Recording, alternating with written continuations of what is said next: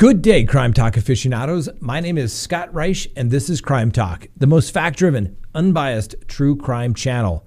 First on the docket today, the Lori Vallow Chad Daybell matter. Can the legal proceedings get any more bizarre? Second, time for Governor Cuomo to get serious about those criminal charges that could be coming his way. Third, charges reinstated in the Derek Chauvin matter. Fourth, a church treasurer has some money troubles. Wait till you hear how he spent it.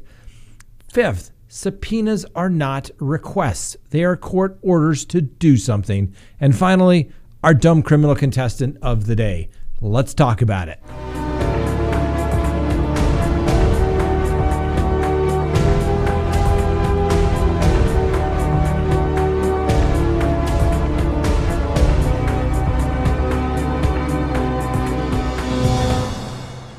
Good day, Crime Talk aficionados. This is Crime Talk. My name is Scott Reisch. Thanks for watching. If you haven't done so already, please hit that little subscribe button as well as the bell so that you receive notifications of when we go live or put up new content. You won't be disappointed if you do that.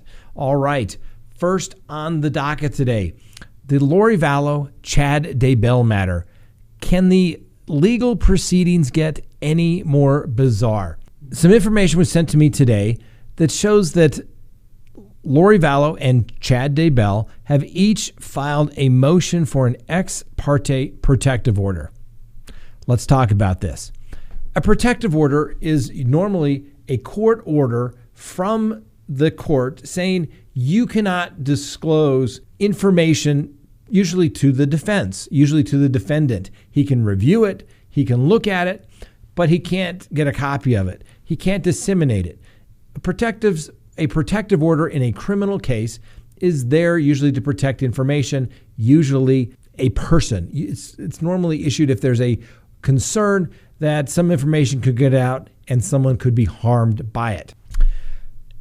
Not once in 25 years of criminal law practice have I ever seen somebody file an ex parte motion for a protective order. Ex parte means that we can't have the other side participate in it, and that basically it is such an emergency that this needs to take place. Now, this case is so unusual, maybe there's something out there. I've been trying to think about it. What could it possibly be that the defense doesn't want turned over basically to the public, I guess, and also the prosecutor can't be present? The prosecutor is going to be able to find out what it is. The information would simply just not be released or disseminated to parties that did not have a need for it or were not specifically involved in the case. So I haven't seen the motion. Obviously, it's going to be sealed. It's going to be ex parte. But the judge, to grant it, would have to say that a grave or imminent harm would be taking place if I don't sign this ex parte protective order. I've never seen anything done like this before. Maybe it's something unique to Idaho. I just can't imagine it. Criminal law, in the essence, is criminal law everywhere. Yes, things change a little bit here and there. Each state may have a particular customary way of doing something, but at the end of the day, it's a criminal trial. The rules really come from the United States Constitution. So an ex parte protective order, we'll just have to wait and see. I just don't get it. Next on the docket, don't you think it's about time for Governor Cuomo to get serious about potential criminal charges? I do. Now, this is not political in any way. This is fact. But now Governor Cuomo has 6 people who have come forward saying that he has either A, sexually harassed them, made them feel somewhat uncomfortable, but now a 6th woman who's actually making the allegation that the governor put his hands under the female aide's blouse and groped her while they were in a room inside the executive mansion in Albany, New York. Just about all of the allegations thus far sounds like the governor getting a little handsy, which is still inappropriate for sure, but there wasn't an allegation of actual sexual contact as there is right now. And so maybe he could try to equate this as it's nothing inappropriate, but he's certainly coming across as a creepy old man because he's 63 years old and he wants to date some 20-somethings.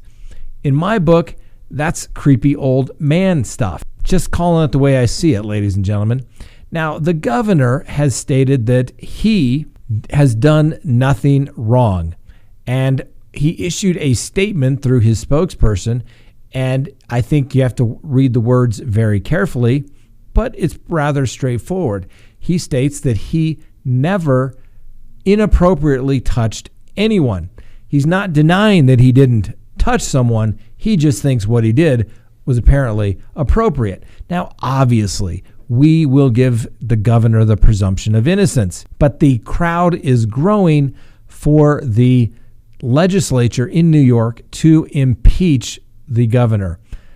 Isn't it funny how people's star can fall so quickly? As I've said it before, there are two types of people in the world, those that are humble and those that are about to be. And Governor Cuomo just doesn't seem to understand that rule. Charges have been reinstated in the Derek Chauvin matter. The trial court previously dismissed the count of third-degree murder, and the prosecution appealed that decision to the appellate courts. The appellate court said reinstate it. The judge said, I'll study it, but I don't think it's necessarily binding on me because of the different fact scenario of the case that you're trying to say that went up on appeal and that should be applied to this particular case. Needless to say, the court finally decided that, all right, fine, I'll reinstate the third-degree murder charge. It will go to the jury. And so now Derek Chauvin will face not only the charge of third-degree murder, but he has a charge of manslaughter and second-degree murder as well. The reinstatement of the third-degree murder charges only apply to Derek Chauvin, not the three other officers who have cases pending now. If convicted, Derek Chauvin faces up to 40 years in prison for the second-degree murder charge, up to 25 years for the third-degree murder charge, and up to 10 years for the second-degree manslaughter. Jury selection continues in this particular case, and you can watch it live here on Crime Talk.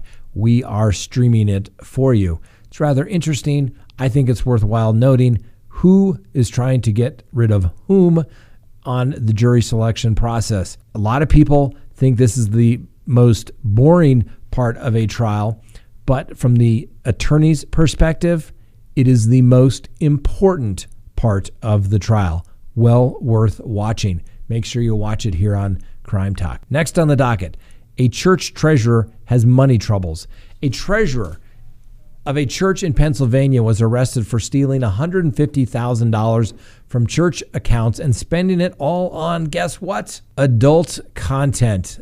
Glenn E. Yothers, the longtime treasurer of the Mount Pleasant Township Church, admitted to state police that he stole the $150,000 over a 4-year period and spent it making payments to Flirt for Free, an adult content site. Apparently, it isn't as free as the name would lead you to believe. According to the police, Mr. Yothers claimed that he used the website while being lonely during the day while his wife was at work. He also claimed that he originally started using the website as a way to help people before apparently becoming addicted to it himself. Yothers stated he got to know some of these people well enough where he was trying to help those people. Yothers stated that his best intentions were that he wanted to help people, but it snowballed out of his control. So apparently it was okay then to steal from the church that was probably going to do some good things with the money. Yeah, you just keep floating that one around, Mr. Yothers. Now, my advice for Mr. Yothers is get as much money as you can to pay it back. You're probably going to get a felony conviction, but you probably don't want to get a prison sentence, so pay the money back. Make sure it comes from legitimate and traceable sources. All right, let's take a quick break. Please go to CrimeTalkSearch.com, sign up for a background subscription service. You'll be happy you did. If there's anyone out there you were ever curious about what was in their background, now is the time to do it. If you're going to get involved with somebody, now is the time to do it. When you go to CrimeTalkSearch.com, you put in the name, literally millions of public records are searched, and a report is generated. And it's going to give you a report. If they have multiple social media accounts, you're going to find it. If they have multiple phone numbers, multiple email addresses, it's going to be found. And more importantly, you're going to get information regarding criminal history. Hopefully the person you're searching has none whatsoever. But if it's there, it's going to be found. You're going to get everything you'd want to know, whether you're going into business or whether you're going into a personal relationship. You're going to be able to find out the information you want to know. So go to CrimeTalkSearch.com, sign up today. You'll be happy you did. Next on the docket, subpoenas are not requests. They are court orders, okay? A subpoena is something that is issued by the court or an attorney as an officer of the court telling a particular party, you need to produce something for a court proceeding. It is not a request. It is not a, would you please when you get around to it?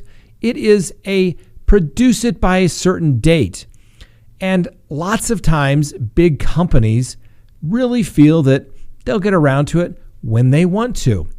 I can tell you from personal experience, trying to get phone records from Verizon.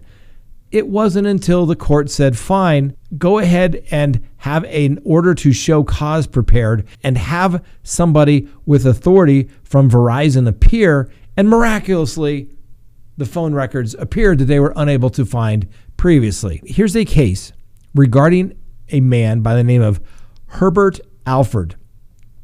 And he was convicted of second-degree murder for the shooting death of Michael Adams back in 2016.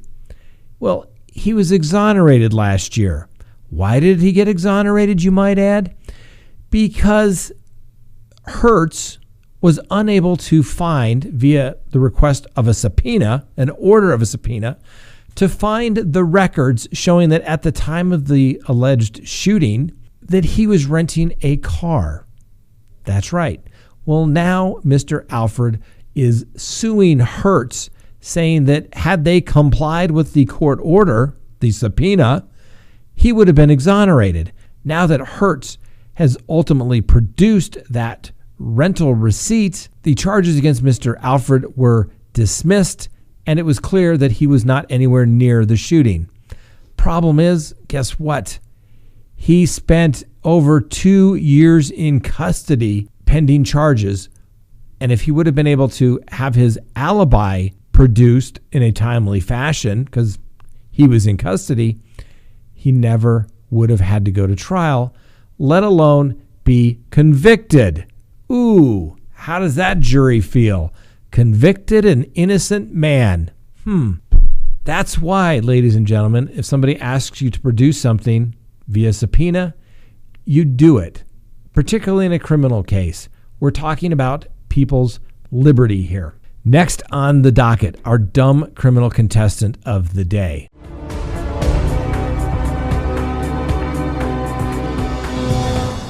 Now, some people do not like to pose for photographs. I get it. Sometimes, you're not feeling very good about yourself. Maybe it's not your good side. Well, meet Mr. Michael Gormley. He's 54, and he needed to be compelled during a mugshot following his arrest in Norfolk, Virginia. He was arrested on several misdemeanor charges, including assault and battery and making a false report to police officers. Take a look at his picture. He apparently didn't want to smile for the camera, so they held him down. You can also see it looks like he's in a restraint chair that's strapped around his shoulder there, and the police officers probably have the extraction unit holding his head back. And I'm sure he'll probably sue the police because it looks like he had a bloody nose or scrape there. But for now, Mr. Gormley doesn't get any money. All he gets is the personal satisfaction of being our dumb criminal contestant of the day. Congratulations, Mr. Gormley. Thanks for watching. We'll see you tomorrow on Crime Talk.